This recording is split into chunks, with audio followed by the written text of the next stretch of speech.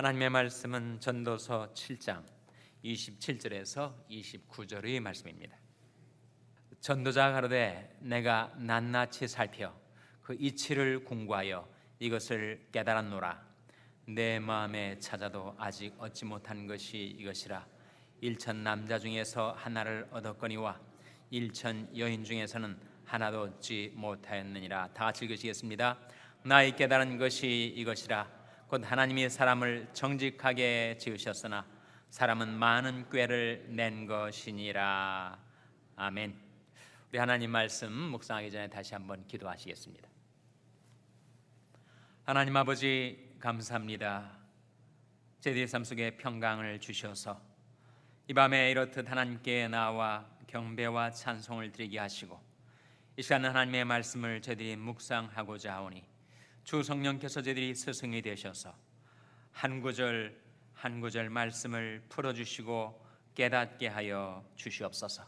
깨달은 말씀 따라 살아갈 수 있도록 성령께서 저희들을 능력으로 붙들어 주시고 이끌어 주시기를 바라옵고 예수님의 이름으로 기도하옵나이다. 아멘. 할렐루야. 서로에게 평강이 복을 기원하는 마음으로 샬롬 인사 나누시기 바랍니다. 샬롬. 샬롬. 우리가 수요 예배 시에 전도서 말씀을 쭉 상고해 나오고 있는데 전도서, 잠언서, 욥기 이런 책을 뭐라고 한다고요? 지혜 문학, wisdom literature, 지혜서라고 합니다. 그래서 이 말씀들 우리에게 삶의 지혜를 깨우쳐 주는 말씀이죠.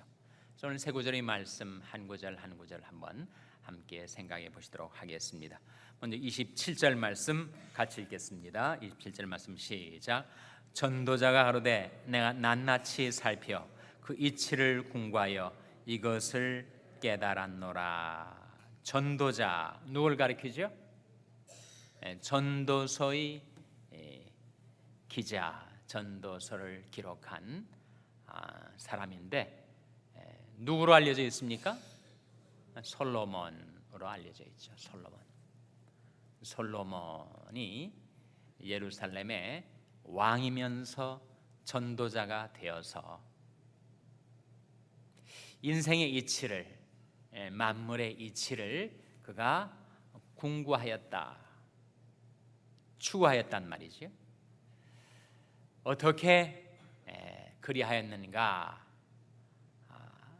사람을 살피고 또 일과 사건들을 잘 살폈다. 지금 전도자가 그렇게 말하고 있지 않습니까? 전도자가 그러되 내가 낱낱이 살펴. 그래서 관찰이 중요합니다. 눈썰미가 있어야 되는데 뭔가 이치에 도달하려 한다면 우리는 먼저 잘 살펴야 되죠. 그래서 우리가 구역 공과 교재를 우리가 몇 년째 사용하고 있지만 항상 세 단계로 이루어져 있지 않습니까? 기억하십니까? 첫 번째가 관찰, 두 번째가 해석, 세 번째가 적용. 성경 말씀을 대할 때 내가 성급하게 선입 주견을 가지고 그 말씀을 해석하려고 시도하기 전에 먼저 본문이 무엇을 말하느냐, 본문을 잘 관찰하는 것이 필요하죠. 살피는 것이 필요합니다. 그 다음에 그 말씀 속에 발견한 것을 바로 해석하는 것, 인터프리테이션이 중요하죠. 그리고 그렇게 깨달은 말씀을 생활 속에 적용하는 것이 중요합니다. 그래서 구역 공과 공부할 때뿐만 아니고 개인적으로도 성경 말씀을 읽을 때 그 3단계를 기억하시라 하는 거예요. 다시 한번 그 세 단계가 뭐라고요? 첫째가 관찰, 두 번째가 해석, 세 번째가 적용입니다. 그래서 이 전도자는 사람들이 살아가는 삶의 모습, 인생과 만물을 먼저 잘 살피고 관찰하고, 그 다음에 인생의 이치를, 만물의 이치를 궁구하였다, 추구하였다, 상고하였다, 그렇게 말을 하고 있는 것입니다. 내가 낱낱이 살펴 그 이치를 궁구하여 이것을 깨달았노라. 뭘 깨달은 거예요? 그 다음 두 구절에 나오는 말씀. 먼저 28절 같이 읽겠습니다. 시작. 내 마음에 찾아도 아직 얻지 못한 것이 이것이라. 일천 남자 중에서 하나를 얻었거니와 일천 여인 중에서는 하나도 얻지 못하였느니라. 이게 무슨 말씀일까요? 일천 남자 중에서는 하나를 얻었거니와 일천 여인 중에서는 하나도 얻지 못하였다. 어떤 뜻일까요? 해석을 잘 해야 되는데 어떻게 여러분 해석이 되십니까?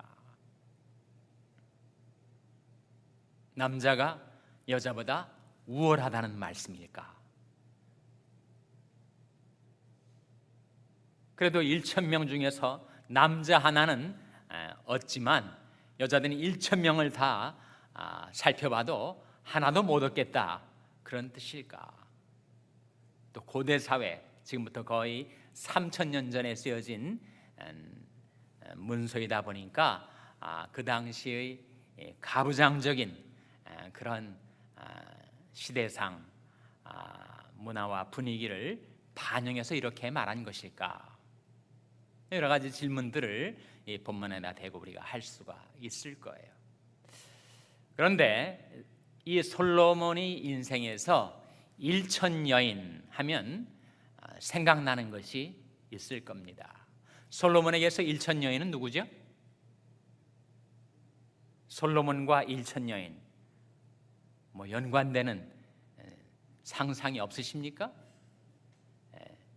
역대상 열왕기상 11장 3절에 제가 드린 질문에 대한 답을 발견하실 수 있을 거예요. 한번 찾아보시기 바랍니다. 열왕기상 11장 3절 말씀을 찾아보시기 바랍니다.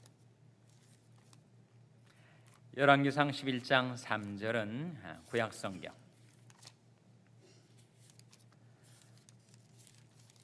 구약성경 531면입니다. 구약성경 531면 열왕기상 11장 3절 찾으셨습니까? 구약성경 531면 열왕기상 11장 3절 말씀 같이 읽겠습니다. 시작. 왕은 후비가 700인이요 빈장이 300인이라. 왕비들이 왕의 마음을 돌이켰더라. 이 왕은 누구를 가리킬까요? 솔로몬을 가리킵니다. 왕은 후비가 나오고 빈장이 나오는데 후비는 뭐죠? 후비는 왕비들을 가리켜요. 빈장은 뭐겠습니까? 빈장은 concubine, 후궁들을 말합니다. 상궁들이겠죠. 첩들을 말합니다. 그러니까 이 솔로몬에게는 정실 부인만 700명이고 첩까지 포함하면 전부 몇 명이 된다는 거예요? 1,000명이 된다. 1,000명. 그런데 그 많은 왕비들이 왕의 마음을 돌이켰더라. 어디로 돌이킨 거예요? 세상으로부터 하나님께로 돌이킨 것입니까? 정반대로 하나님께로부터 세상 신들에게로 왕의 마음을 돌이킨 거예요. 솔로몬이 나중에 타락하게 되고 나라가 두동강에 나고 우환이 끝이지 않는 왕조가 된 이유가 바로 그 당시에 주변 이방 민족들과 정략 결혼을 한 거예요. 이방 나라들의 공주들을 자기 처첩으로 들인 것입니다. 그래서 정말 스디슨 자신 인생의 가장 암울한 페이지를 기억하면서 내가 1천 여인들 중에서도 한 명도 못 찾겠다, 그렇게 말하고 있는 거죠. 그러니까 뭘 찾겠다는 거예요? 하나님을 경외하는 여인, 현숙한 여인, 지혜로운 여인 정말 찾기 어렵더라. 자기 경험담을 나누고 있는 겁니다. 그렇다면 1천 여인 중에서는 한 명도 못 찾는데 1천 남자 중에서는 하나를 얻었노라. 무슨 뜻이겠습니까? 그럼 남자가 여자보다 낫다 그런 뜻일까요? 여자는 몽땅 다 잘못됐지만 그래도 남자는 1000명 중에 한 명은 쓸만한 인재를 발견할 수 있겠더라 그런 뜻이겠습니까? 성경에서 숫자 100, 1000 이런 숫자는 모든 이를 상징하는 것입니다. 그러니까 모든 남자들 중에서 자기가 딱 한 사람 의인을 발견하게 되었다. 여자가 남자와 비교해 볼 때 남자가 여자보다 더 의롭다라는 그런 뜻일까? 잘못된 해석이죠. 남자가 여성보다 더 우월하다는 말인가? 그렇지 않다는 거예요. 그렇다면 이 솔로몬이 지금 말하고 있는 1천 남자 중에 하나를 얻었노라 하는 그 하나는 누구를 예표하는 것입니까? 바로 장차 오실 메시아. 모든 사람이 죄를 범하였음에 하나님의 영광에 이르지 못하고 의인은 없나니 하나도 없었는데 한 의인이 나타나서 결국은 우리를 구원하시게 될 메시아에 대한 대망, 장차 오실 구세주에 대한 희망을 여기에 피력하고 있는 말씀이죠. 그래서 지혜 문학, 위섬 리터처에서도 지혜를 언급하면서 그 지혜가 의인화되어 나타나는데 그 지혜의 본체가 무엇일까? 그것은 장차 오실 구세주 메시아에 대한 내용이 되고 있다는 것입니다. 다시 본문으로 돌아와서 그래서 지금 솔로몬이 자기가 인생을 다 살아보고 돌이켜보니까 내 마음에 찾아도 아직 얻지 못한 것이 이것이라. 1천 남자 중에서는 하나를 얻었거니와 1천 여인 중에서는 하나도 얻지 못하였느니라. 자기 인생 경험담에서 나온 이야기와 동시에 의인은 없나니 하나도 발견할 수 없는 이 세상 가운데 오직 한 분 오실 메시아에 대한 예언의 말씀을 담고 있는 구절입니다. 이어지는 말씀 29절 말씀 같이 읽겠습니다. 29절 시작. 나의 깨달은 것이 이것이라. 곧 하나님이 사람을 정직하게 지으셨으나 사람은 많은 꾀를 낸 것이니라. 나의 깨달은 것이 이것이라. 곧 하나님이 사람을 어떻게 하게 지으셨다고요? 정직하게. 하나님이 사람을 지으실 때 무엇을 따라 지으셨습니까? 하나님이 자기 형상, 곧 하나님의 형상대로 사람을 창조하셨어요. 하나님의 형상은 바로 하나님은 정직하신 하나님이시라는 거예요. 그래서 하나님의 형상대로 지음받은 인간도 하나님께서 정직하게 지으셨었습니다. 성경에서 하나님이 정직하신 하나님이다 그런 표현이 나올까요? 나오지 않으면 제가 왜 여러분에게 이 질문을 하겠습니까? 하나님이 정직하시다 두 구절만 찾아보겠는데 먼저 시편 25편 8절을 찾아보시기 바랍니다. 시편 25편 8절. 시편 25편 8절 말씀입니다. 구약성경 818면 시편 25편 8절 말씀 같이 읽겠습니다. 시작. 여호와는 선하시고 정직하시니 그러므로 그도로 죄인을 교훈하시리로다. 이 말씀 가운데 여호와는 선하시고 정직하시다. 하나님은 정직하신 하나님. 그래서 죄인된 우리, 선함도 잃어버리고 정직함도 상실한 우리 인생을 교훈하셔서 변화시키시고 선하시고 정직하신 하나님의 형상으로 우리를 회복시키려 지금도 일하고 계신 하나님. 한 구절 더 찾아보겠는데 시편 92편 15절 한번 보시기 바랍니다. 시편 92편 15절. 시편 92편 15절은 구약성경 871면입니다. 구약성경 871면 시편 92편 15절 말씀 우리 찾아서 같이 읽겠습니다. 시편 92편 15절 말씀 같이 읽습니다. 시작. 여호와의 정직하심을 나타내리로다. 여호와는 나의 바위시라. 그에게는 불의가 없도다. 이 말씀 가운데 여호와의 무엇을 나타내리로다 라고 했습니까? 정직하심. 우리 하나님은 정직하신 하나님. 그래서 하나님께서 인간을 처음 창조하실 때 하나님의 형상대로 우리를 정직하게 지으셨었습니다. 그런데 인간이 타락하면서 그 정직함을 잃어버리고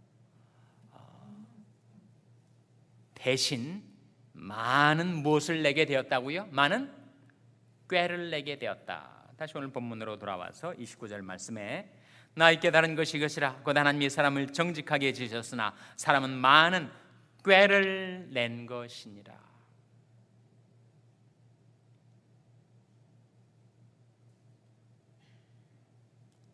우리 안에 넣어두신 하나님의 정직하심이 죄로 인하여 훼손되고 왜곡되게 되었을 때 인간은 자기의 삶을 어떻게 해서든지 살아보기 위해서 또 시시로 닥쳐오는 어려움 가운데 스스로를 모면해 보게 하기 위해서 많은 꾀를 내었다는 거예요. 근데 그 꾀가 자기에게 결국 도움이 되지 못하고 만 겁니다. 야곱이 꾀를 낼 때마다 득의하고 자신이 인생을 성공적으로 영위할 것 같았는데 꾀를 낼 때마다 그는 깊은 좌절에 빠져드는 거예요. 헤어나오지 못하고 그리고 두고두고 후회할 일들을 계속 저지르는 간사한 야곱, 꽤 많은 야곱의 생애를 우리는 기억을 합니다.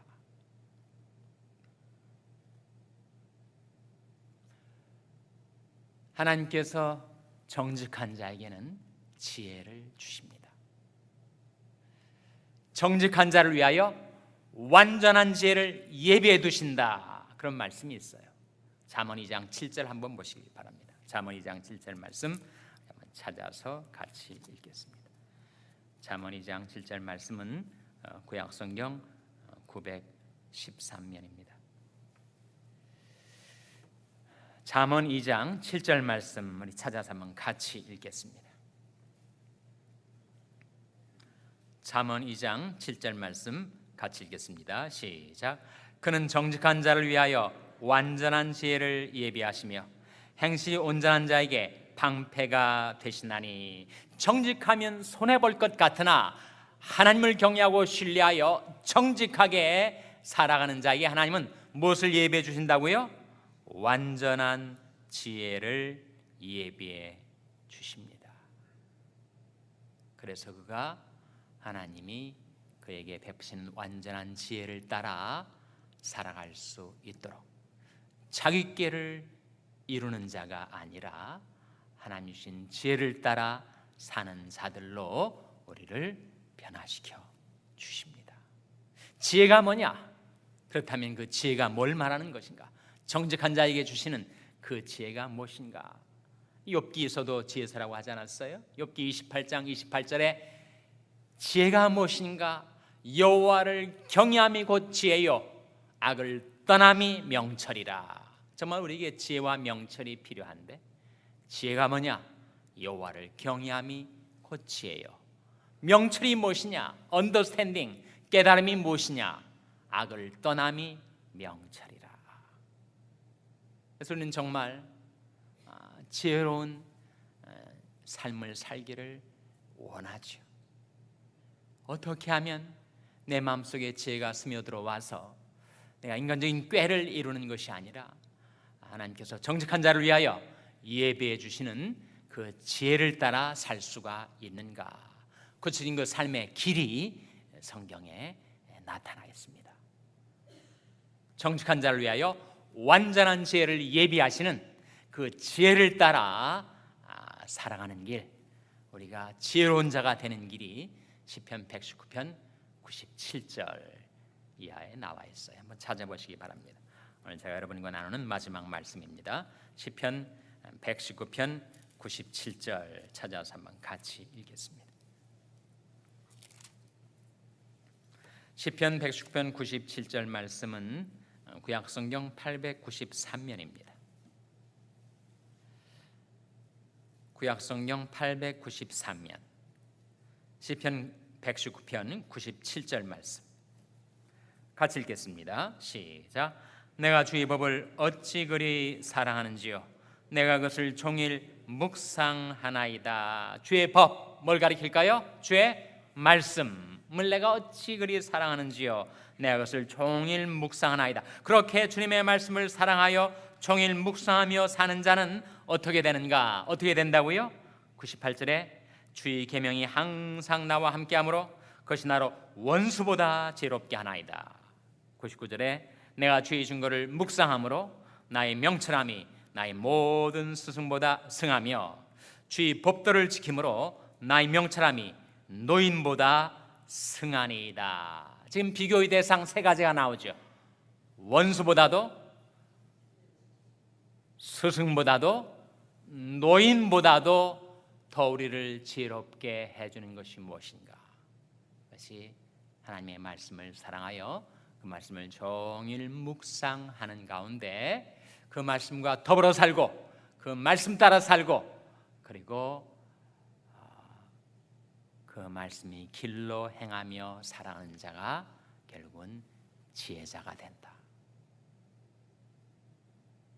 우리는 타락한 죄성이 우리 안에 있어서 여러 가지 어려운 상황, 예상치 못한 곤경에 빠지면 어떻게 거기서 스스로를 모면해 볼까 자꾸 꾀를 내기가 쉬운데 그 꾀는 우리에게 도움이 되지 않습니다. 우리를 복 있는 자로 살게 해주지 못해요. 반면에 누가 복 있는 인생을 살게 되는가?